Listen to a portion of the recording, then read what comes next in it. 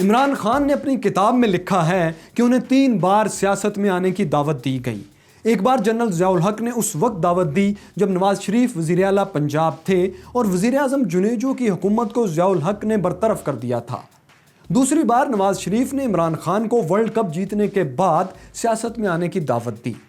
تیسری بار جب نواز شریف کی حکومت کاکڑ فارمولے کے تحت مستعفی ہوئی تو نگران وزیر اعظم معین الدین قریشی نے انہیں کابینہ میں شرکت کی دعوت دی، لیکن ان تمام مواقعوں پر انہوں نے انکار کیا۔ وہ کہتے ہیں کہ ملک اور سیاست کے حالات انہیں پریشان بہرحال کر رہے تھے، بلکہ سیاست ان کا پیچھا کر رہی تھی۔ اس دوران اخبارات میں ان سے سوالات بھی پوچھے جانے لگے کہ کیا آپ سیاست میں قدم رکھیں گے، جس کا جواب وہ واضح طور پر نہیں میں دیتے تھے۔ لیکن پھر انہیں سیاست میں داخل کرنے کے لیے کارخانہ قدرت میں 2 واقعات نے جنم لیا۔ یہ واقعات کیا تھے اور بینظیر بھٹو کس خفیہ دورے پر بیرون ملک گئیں اور کیا ساتھ لائیں؟ میں ہوں فیصل وڑائچ اور دیکھو سنو جانو کی ہسٹری آف پاکستان سیریز میں آج ہم آپ کو یہی سب دکھائیں گے۔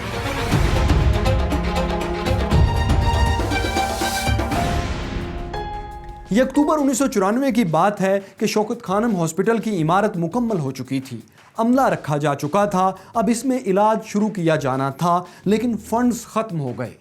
کہیں سے فنڈنگ نہیں مل رہی تھی اور آغاز کے لیے کم از کم $40 لاکھ کی ضرورت تھی۔ ایسے میں ان کے ایک ساتھی طاہر علی خان نے مشورہ دیا کہ ایک بڑا سا ڈبہ اٹھا کر ڈسکا چلتے ہیں۔ لاکھوں کروڑوں روپے تو کوئی دے نہیں رہا، کیوں نہ عام لوگوں سے 10 20 روپے اکٹھے کیے جائیں۔ ڈسکا میں عمران خان نے ایک بڑے ڈبے کے ساتھ شہر کا چکر لگایا اور کچھ ہی دیر میں 5 لاکھ روپے اکٹھے ہو گئے۔ یہ تجربہ کامیاب رہا اور پھر پورے ملک کے تعلیمی اداروں اور بازاروں میں یہی مہم چلی۔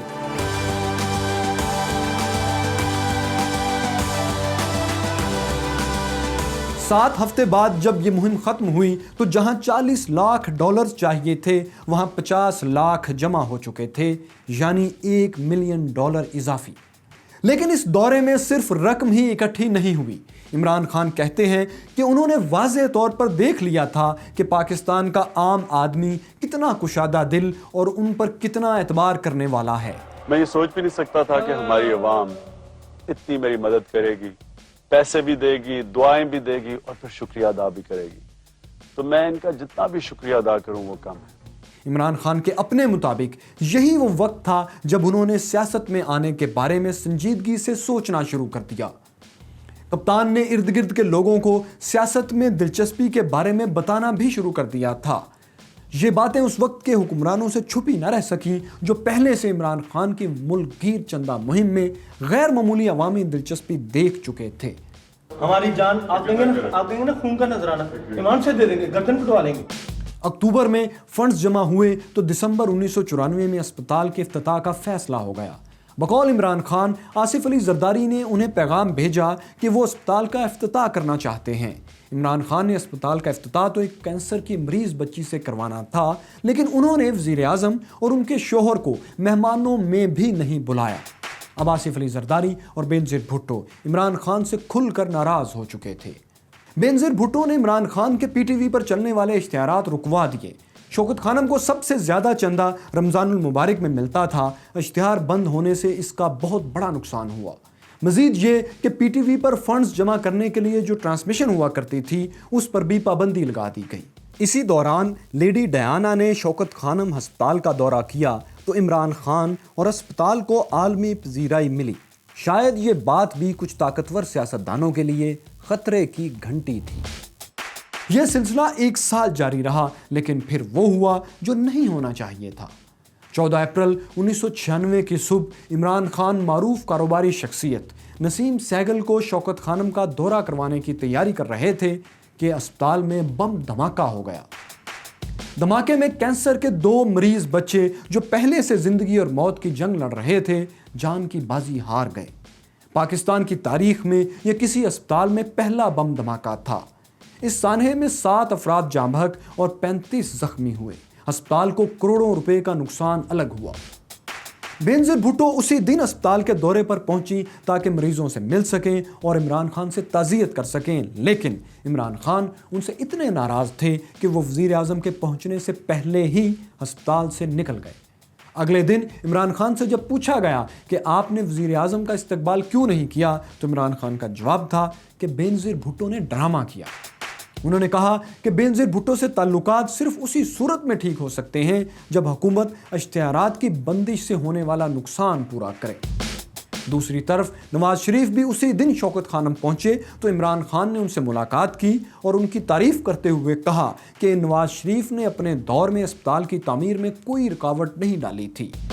اس دوران عمران خان نے ایک سوال کے جواب میں کہا کہ وہ حکومت کے ساتھ نہیں بلکہ تبدیلی چاہنے والوں کے ساتھ ہیں، اور ستم ظریفی دیکھیے کہ جب وہ یہ بات کہہ رہے تھے تو ان کا اشارہ نواز شریف کی طرف تھا، کیونکہ وہی حکومت کی تبدیلی کے لیے سیاسی مہم چلا رہے تھے۔ دھماکے کے 11 دن بعد 25 اپریل 1996 کو عمران خان نے لاہور کے ایک ہوٹل میں پریس کانفرنس کی اور سیاسی جماعت تحریک انصاف کے قیام کا اعلان کر دیا۔ جو منشور انہوں نے پیش کیا اس کے مطابق وی آئی پی کلچر ختم کریں گے، توڑ پھوڑ اور منفی سیاست نہیں کریں گے، کرپشن اور بے روزگاری ختم کریں گے اور کٹ پتلی وزیر اعظم کبھی نہیں بنیں گے۔ انہوں نے نوجوانوں اور خواتین سے ساتھ دینے کی خصوصی اپیل کی اور وعدہ کیا کہ وہ شرمناک ماضی کے حامل لٹیروں کو تحریک انصاف میں کبھی شامل نہیں کریں گے۔ یہ ایک تہلکہ خیز اعلان تھا، لیکن جب وہ یہ اعلان کر رہے تھے تو 2 رشتہ داروں اور چند دوستوں کے سوا کوئی نامور چہرہ ان کے ساتھ نہیں تھا۔ وزیر اعظم بینظیر بھٹو نے کہا کہ عمران خان سیاست میں تو آ گئے ہیں لیکن امید ہے بال ٹیمپرنگ نہیں کریں گے۔ کپتان نے جواب دیا، محترمہ نیوٹرل امپائر رکھیں پھر دیکھیں بال ٹیمپرنگ کون کرتا ہے۔ روزنامہ جنگ میں ایک رپورٹ چھپی کہ پاکستان میں تحریک کے لفظ کے ساتھ بننے والی سیاسی جماعتیں کبھی کامیاب نہیں ہوئیں۔ عالمی سطح پر بھی تحریک انصاف کے قیام پر رد عمل دلچسپ تھا۔ بھارت نے عمران خان کو بنیاد پرستوں کا ساتھی کہا، جبکہ آسٹریلوی میڈیا نے تحریک انصاف کے منشور کو تصوراتی قرار دیا۔ بی بی سی اور وائس آف امریکہ نے لکھا کہ عمران خان کا تبدیلی کا منشور غیر واضح ہے۔ جہاں بینظیر بھٹو کو ملکی محاذ پر ایک نئے حریف کا سامنا تھا، وہیں انہیں خارجہ محاذ پر بھی ایک بڑا جھٹکا لگا۔ 1996 کے شروع سے ہی امریکہ اور پاکستان کے تعلقات یک بہ یک خراب ہونا شروع ہو گئے، اور تعلقات میں خرابی کی وجہ تھی چینی میزائل اور ایک اوور کوٹ۔ امریکہ نے الزام لگایا کہ پاکستان نے چین سے M9 میزائل حاصل کیے ہیں۔ یہ جدید چینی میزائل تھے جن کی رینج 600 کلومیٹر سے زائد تھی۔ امریکہ کا کہنا تھا کہ چین نے پاکستان کو یہ میزائل فراہم کر کے عالمی قوانین کی خلاف ورزی کی ہے، کیونکہ عالمی قوانین کے تحت کوئی بھی ملک کسی دوسرے ملک کو طویل فاصلے تک مار کرنے والے میزائل یا ٹیکنالوجی ٹرانسفر نہیں کر سکتا، جبکہ چین کا دعویٰ تھا کہ اس نے پاکستان کو صرف M11 میزائل فراہم کیے ہیں جن کی رینج 300 کلومیٹر تک تھی، اور ان سے عالمی قوانین کو کوئی فرق نہیں پڑتا۔ لیکن امریکہ نے اسی پر بس نہیں کی، بلکہ یہ بھی الزام لگا دیا کہ چین نے پاکستان کو خاص رنگ میگنیٹ یا ایٹمی چھلے بھی فراہم کیے ہیں۔ یہ رنگ میگنیٹ یورینیم افزودہ کرنے والے گیس سینٹریفیوجز کو اس قابل بناتے تھے کہ ان سے ایٹمی ہتھیار تیار کیے جا سکیں۔ اس مسئلے نے 1 سال پہلے بینظیر بھٹو کے کامیاب دورہ امریکہ کو گہنا دیا۔ امریکہ نے ایک بار پھر پاکستان پر سخت بیانات دینا شروع کر دیے، لیکن M9 میزائل اور رنگ میگنیٹ ہی پاک امریکہ تنازع کی بڑی وجہ نہیں تھے، بلکہ ایک اور معاملہ ایسا تھا جس نے صورتحال کو زیادہ سنگین بنا دیا۔ بینظیر بھٹو نے حکومت سنبھالتے ہی دسمبر 1993 میں چین اور پھر شمالی کوریا کا دورہ کیا تو امریکن انٹیلیجنس کو لگا کہ دال میں ضرور کچھ کالا ہے۔ بینظیر دورے سے واپس آئیں تو امریکی انٹیلیجنس نے شور مچا دیا کہ بینظیر بھٹو اصل میں شمالی کوریا سے نوڈونگ یا روڈونگ نامی لانگ رینج میزائل کی ٹیکنالوجی حاصل کر کے پاکستان لوٹی ہیں، اور بدلے میں پاکستان نے شمالی کوریا کو ایٹمی ٹیکنالوجی بیچی ہے۔ اس معاملے پر آج تک امریکہ پاکستان پر انگلی اٹھاتا ہے۔ اس واقعے کے متعلق بہت قیاس آرائیاں ہو چکی ہیں۔ بینظیر بھٹو نے 2004 میں ایک جاپانی اخبار کو انٹرویو میں شمالی کوریا سے میزائل ٹیکنالوجی خریدنے کا اعتراف کیا تھا، لیکن ان کا کہنا تھا کہ یہ ٹیکنالوجی پیسے دے کر خریدی گئی تھی، پاکستان نے شمالی کوریا کو ایٹمی ٹیکنالوجی بدلے میں نہیں دی تھی۔ تاہم 2007 میں بینظیر بھٹو کے قتل کے بعد بھارتی مصنف شیام بھاٹیا نے 2008 میں ایک کتاب شائع کی جس کا نام تھا گڈ بائے شہزادی۔ شیام بھاٹیا وہ صحافی ہیں جو سوڈان اور افغانستان میں خانہ جنگیوں کی کوریج بھی کر چکے ہیں اور بھارت میں خارجہ امور کے ماہر سمجھے جاتے ہیں۔ اپنی کتاب میں انہوں نے دعویٰ کیا کہ بینظیر بھٹو نے 2003 میں ایک انٹرویو کے دوران ان کے سامنے شمالی کوریا کو ایٹمی ٹیکنالوجی دینے کا اعتراف کیا تھا۔ وہ لکھتے ہیں کہ یہ بات کرتے ہوئے بینظیر بھٹو کی آنکھوں میں ایک چمک تھی اور انہوں نے کہا کہ میں نے شمالی کوریا کو ایٹمی ٹیکنالوجی کی سیڈیز فراہم کی تھی۔ لیکن یہ سیڈیز کتنی تھیں اور انہوں نے یہ کسے فراہم کی، یہ بات بینظیر نے شیام کو نہیں بتائی۔ حالانکہ شیام بعد میں بینظیر سے مسلسل یہ معلوم کرنے کی کوشش کرتے رہے، لیکن وہ یہ راز بینظیر کے منہ سے نہ جان سکے۔ شیام بھاٹیا لکھتے ہیں کہ بینظیر بھٹو نے شمالی کوریا جانے سے پہلے اسلام آباد سے ایک اوور کوٹ خریدا تھا جس کی جیبیں بہت گہری تھیں۔ وہ اسی اوور کوٹ کی جیبوں میں سیڈیز ڈال کر شمالی کوریا گئیں۔ ان سیڈیز میں سینٹریفیوجز کی 100 سے زائد ڈرائنگز اور تصاویر تھیں۔ جواب میں شمالی کوریا کے حکام نے بینظیر کو لانگ رینج میزائل نوڈونگ کا ڈیزائن اور دیگر معلومات سیڈیز میں کاپی کر کے فراہم کی، جنہیں بینظیر بھٹو اسی لمبے جیبوں والے اوور کوٹ میں چھپا کر پاکستان لائیں۔ نوڈونگ میزائل کی رینج 1200 سے 1500 کلومیٹر تک ہے اور یہ آج بھی شمالی کوریا کے استعمال میں ہے۔ اگر شیام بھاٹیا کی سٹوری ٹھیک ہے تو بینظیر بھٹو نے اپنی جان پر کھیل کر پاکستان کو میزائل ٹیکنالوجی سے لیس کیا تھا، کیونکہ اگر امریکیوں کو پتا چل جاتا کہ شمالی کوریا اور پاکستان کے درمیان ایٹمی اور میزائل ٹیکنالوجی کی خفیہ ڈیل ہو رہی ہے تو امریکہ اسے روکنے کے لیے کسی بھی حد تک جا سکتا تھا۔ اور تاریخ گواہ ہے کہ امریکہ اپنے مفادات کے لیے ایٹم بم بھی استعمال کرتا ہے اور مسافر طیارے بھی گرا دیتا ہے، جیسا کہ اس نے 1988 میں ایرانی مسافر طیارہ گرا دیا تھا اور پھر صرف ہرجانہ ادا کر کے معاملہ ختم بھی کروا دیا تھا۔